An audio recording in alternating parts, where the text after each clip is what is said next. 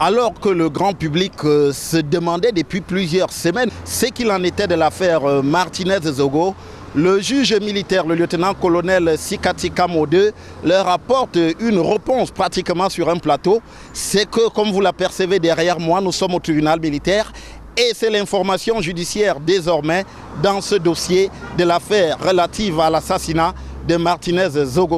Le juge militaire en est au stade de l'information judiciaire et depuis ce matin, derrière moi au tribunal militaire, c'est le lieutenant-colonel Justin Danoué qui est devant le juge d'instruction militaire dans le cadre de cette affaire. Que faut-il entendre par l'information judiciaire? C'est l'enquête menée par un juge pour prouver l'existence d'une infraction.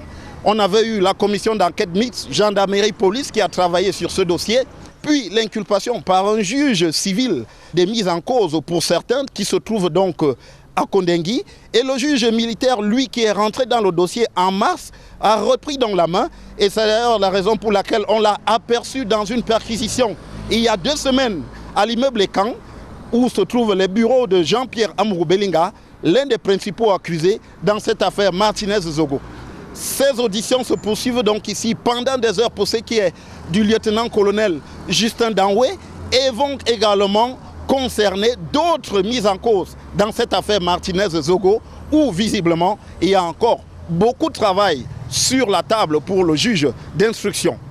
Depuis le tribunal militaire, pour Equinox Télévision, Joël Essengue, Guy Zogo.